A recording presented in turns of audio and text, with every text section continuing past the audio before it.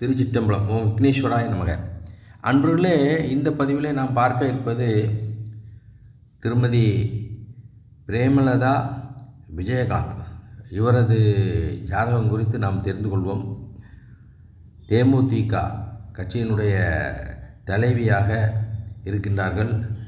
Captain Vijayakanth அவரால் ஆரம்பிக்கப்பட்ட அந்த கட்சி தொடர்ந்து இவர் வழிநடத்தி கொண்டிருக்கிறார்.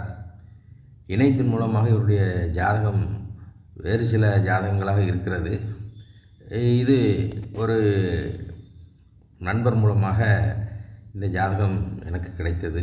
ஆனாலும் கூட இது உறுதிப்படுத்தப்பட்ட ஜாதகமா என்று எனக்கு தெரியவில்லை. ஆனால் அவர் அந்த நண்பர் எனக்கு தந்த இந்த நண்பர் இந்த ஜாதகத்தை சொன்னார்கள். பிரேமலதா விஜயகாந்த் இவருடைய ஜாதகம் தந்த அந்த ஜாதகத்தின்படி பார்க்கும் பொழுது சில அனுபவ பலன்கள் சரியாக இருக்கிறது. சிம்ம லக்கணம், 2 வியாழன் கேது, 4 செவ்வாய் ஆட்சி பெற்றிருக்கிறார். விருச்சிகத்திலே 7வது ஸ்தானத்திலே புதன் தனித்திருக்கிறார். தனித்த புதன் மிகுத்த பலன் என்று சொல்வார்கள். அடுத்து சூரியன் 8லும், சந்திரன் அங்கே மீன ராசியிலே உத்திரட்டாதி நட்சத்திரத்திலே செல்வதை காண முடிகிறது. ராகு இருக்கிறார். சனி பகவான் 9லே நீசம் பெற்று செவ்வாய் ஆட்சி பெற்றதனாலே நீசபங்க ராஜயோகத்தை பெற்றிருக்கிறார். 7 கூடியவன். இந்த ஜாதகம் பார்த்திங்கன்னா இதில் இவர் ஒரு பிரபலமான நடிகரை.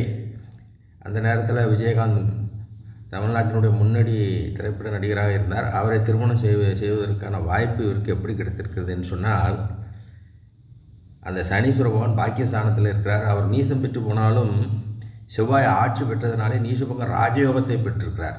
நீசம் நின்ற ராசிநாதன் ஆட்சி உச்சம் பெறும் பொழுது அந்த கிரகம் ராஜயோகத்தை பெற்றுவிடும் என்று ஜோதிட சாஸ்திரம் கூறுகிறது. நீசம் நின்ற ராசிநாதன் ஆட்சி உச்சம் பெற்றிடில் நீசபங்க ராஜயோகமே என்னுடைய குருநாதர் பாடி காட்டியிருக்கிறார், விஸ்வநாத சிவாச்சாரியார். இப்போ இதில் பார்த்திங்கன்னா 7வது இடத்துல புதன் இருக்குது. புதன் விஷ்ணு சம்பந்தப்பட்ட கிரகம். இப்போ விஜயகாந்த் அவருடைய இயற்பெயர் பார்த்திங்கன்னா நாராயணன் விஜயராஜ். திரைப்படத்துக்கு வந்த பிறகு தான் அவருடைய பெயரை விஜயகாந்த் என்று மாற்றிக்கொண்டார். இயற்பெயர் நாராயணன் விஜயராஜ் அழகர்சாமி. அழகர்சாமி என்பது அவர் அப்பா பேர்.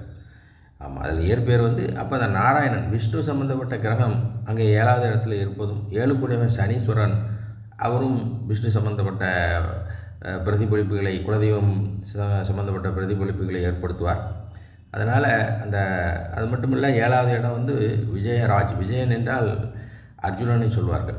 எனவே பேர் பொருத்தம் அந்த ஜாதகப்படி சிறப்பாக அமைந்திருக்கிறது.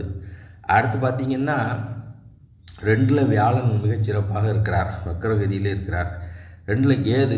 அதனால் இந்த அம்மையார் ஆவேசமாக அரசியல் மேடையில் பேசுவதை நம்மால் காண முடிகிறது. வாக்குஸ்தானத்தில் கேதுவும் வியாழனும் இருப்பது சூழ்நிலைக்கு தக்கபடி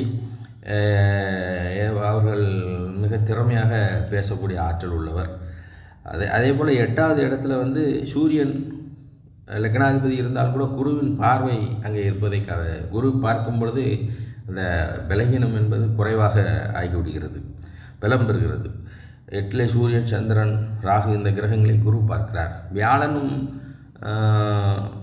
கேதுவும் சேர்வது ஒரு வகையான ராஜயோக இணைப்பு என்று சொல்வார்கள். இப்படி சில ராஜயோக அமைப்புகள் இருப்பதனாலே ஒரு கட்சியை வழிநடத்துகின்ற தலைவியாக இவரால் இருக்க முடிகிறது. இப்போது இவருக்கு நடப்பது சூரிய தசை. ஒரு 5 ஆண்டுகளாக நடந்துகிட்ருக்கு. இந்த சூரிய தசையில் பல சிரமங்களை சந்தித்திருக்கிறார்.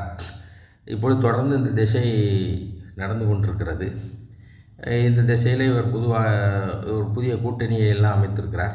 இவருடைய அரசியல் நிலை குறித்து அடுத்து நாம் பார்ப்போம். நன்றி, வணக்கம்.